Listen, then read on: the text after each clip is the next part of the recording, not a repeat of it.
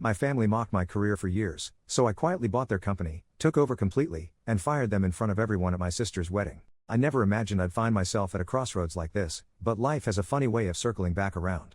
I'm a 36-year-old logistics consultant. Well, that's what I was until I became a business owner. For years, I've been the black sheep of my family, a walking punchline at every gathering, thanks to my unimpressive career in a field my father once called glorified box moving.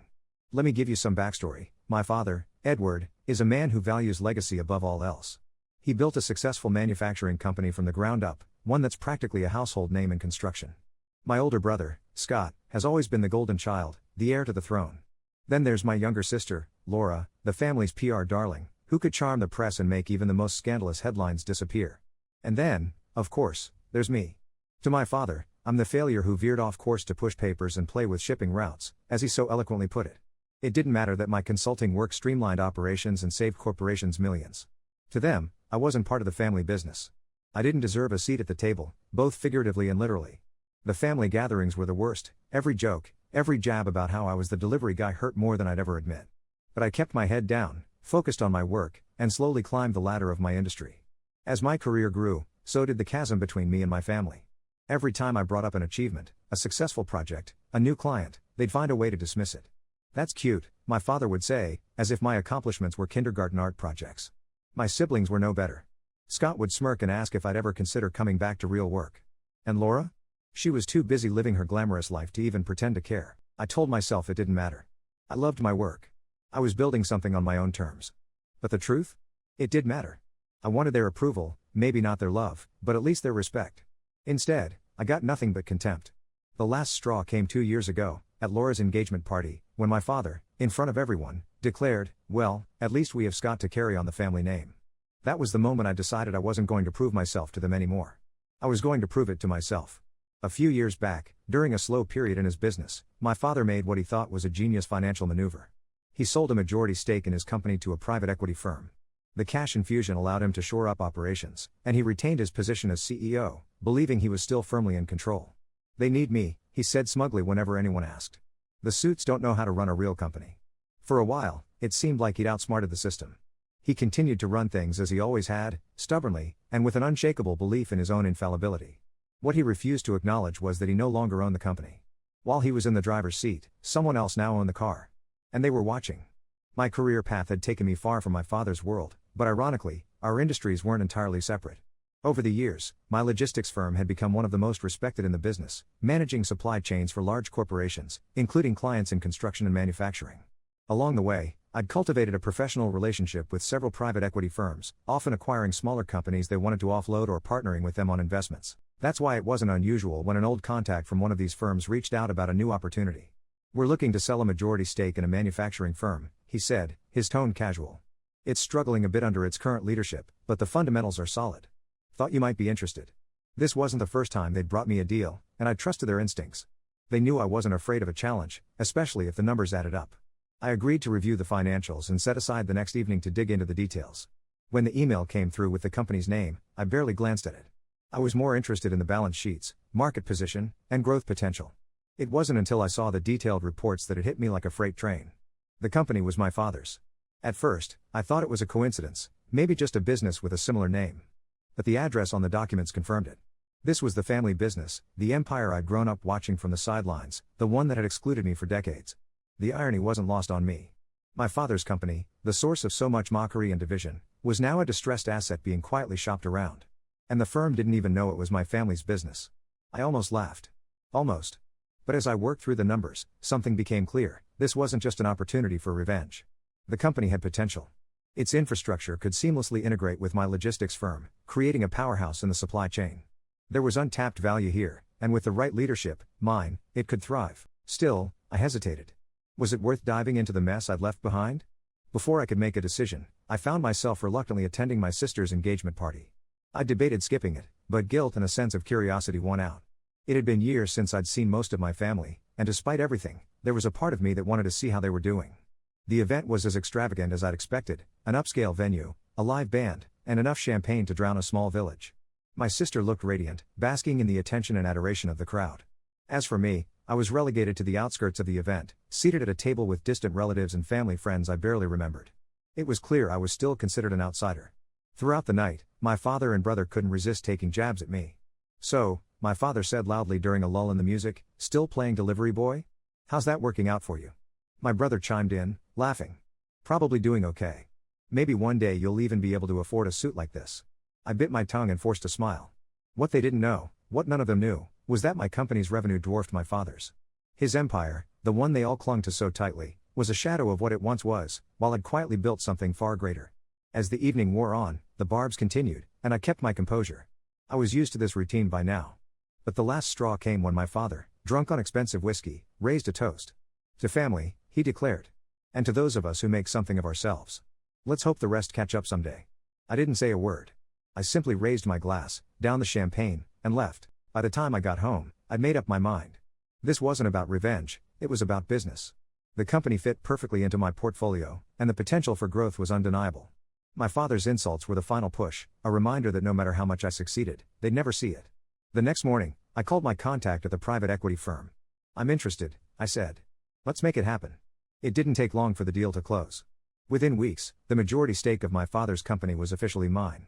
The private equity firm was eager to offload the asset, and thanks to my reputation for successful turnarounds, the negotiations were swift. On paper, everything was airtight. My father remained CEO, but now he reported to a new owner, me. The irony wasn't lost on me. For years, I'd been the family outcast, the butt of their jokes about moving boxes and logistics nonsense. And now, I controlled the very company they'd used to lord over me. But I didn't want to gloat, yet. I knew revealing this power shift too soon would backfire. I wanted to make the announcement in a way that left no room for their usual dismissals. So, I kept the news under wraps, only sharing it with my inner circle at work. The timing, however, couldn't have been more poetic. My sister, Lydia, was getting married, and the reception was set to be the social event of the year. Coincidentally, or perhaps fatefully, it was being held at one of my company's newest acquisitions, a massive logistics hub we'd recently converted into a state-of-the-art event venue. The venue was a testament to everything I'd built. What had once been a sprawling, utilitarian warehouse was now an architectural marvel. Sleek, modern design elements blended with the industrial roots of the space, creating a venue that had quickly become the talk of the city. It wasn't just beautiful, it was functional. The infrastructure my team had left intact allowed for seamless event logistics, from catering setups to audiovisual equipment. What Lydia and the rest of my family didn't realize was that this venue was part of my logistics empire. To them, it was just another posh location they'd chosen to host her big day. The symbolism wasn't lost on me. My family would be celebrating one of their proudest moments in a space that symbolized everything they dismissed about me. In the weeks leading up to the wedding, I coordinated with my team to ensure the event went off without a hitch. As much as this was a personal moment for me, it was also a professional one. I wanted every detail to be flawless, not for my family, but for the reputation of my business. Behind the scenes, I worked quietly but diligently to transition into my new role as the majority owner of my father's company. I reviewed contracts, examined the budget, and spoke with key employees. The company's bones were good, but it was clear my father's leadership had taken a toll. He'd resisted modernization at every turn, clung to outdated practices, and alienated potential partners with his stubbornness. Fixing things wouldn't be easy, but I was confident I could turn it around. And part of me couldn't wait to see his reaction when he realized just who was behind the changes. I didn't want to disrupt Lydia's wedding, well, not entirely. I had no intention of making a scene or stealing the spotlight. But I did want the timing of my reveal to make an impact. This wasn't about pettiness, it was about claiming my space, my success, and my voice in a family that had spent decades trying to silence it. The wedding reception, with its carefully curated guest list of influential friends, family, and business associates, was the perfect stage. The people who had belittled me, ignored me, or outright dismissed me would all be there. And when the time was right, they'd see just how much things had changed. The venue was a masterpiece, clean lines, towering glass walls, and a rooftop terrace offering a dazzling view of the city skyline. As I stepped inside, I felt an undeniable sense of pride. Every inch of this space represented the success I had built, the empire I had grown, and the power I now held. But to my family, it was just a glamorous backdrop for Lydia's big day. I arrived early, hoping to take a quiet moment to absorb the surreal irony of the situation. Instead, I was met with the usual reception. "Look who decided to dress up," my brother said, smirking as he eyed my tailored suit.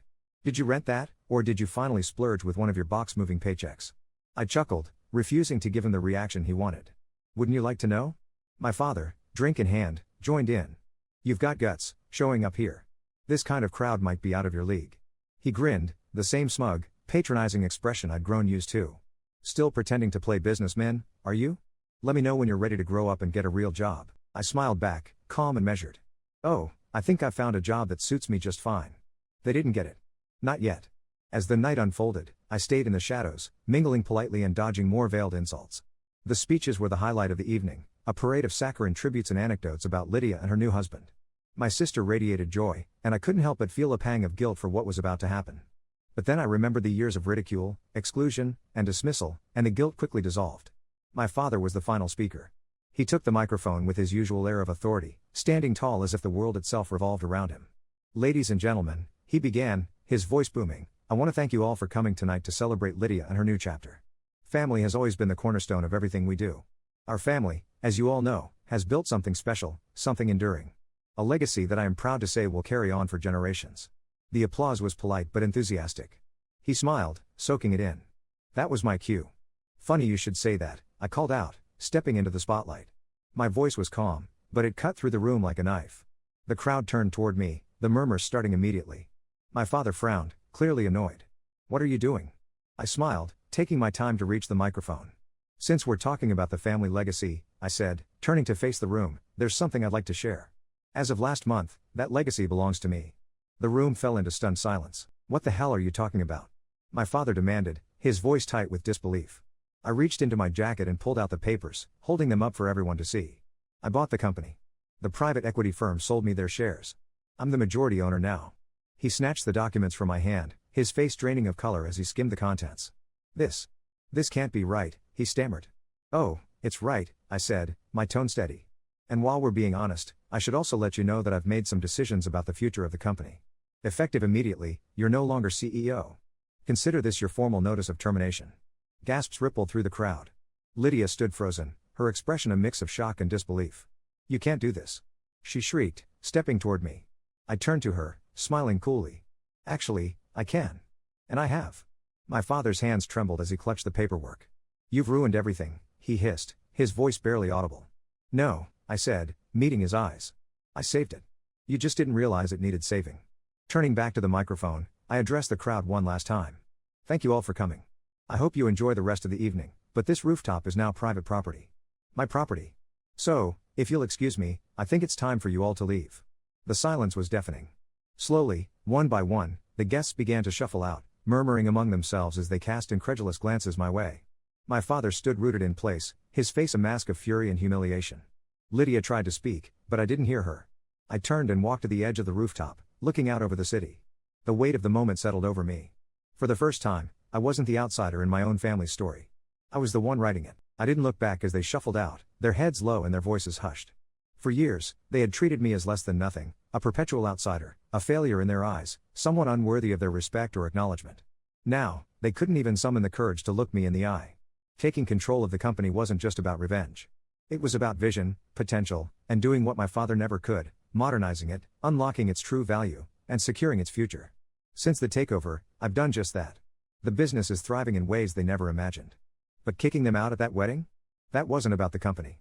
That was for me. For every joke, every dismissive glance, and every time they made me feel small, that moment was mine. Watching them finally understand the scope of what I had built, of who I had become, was more satisfying than I'd ever admit out loud. I know I'll never get the validation I once craved from them. And that's okay. Because I've built something far better, success on my terms, a life free of their toxicity, and a sense of peace they'll never touch. So, Reddit, have you ever stood up to a toxic family? Did you finally take back your power? How did it feel?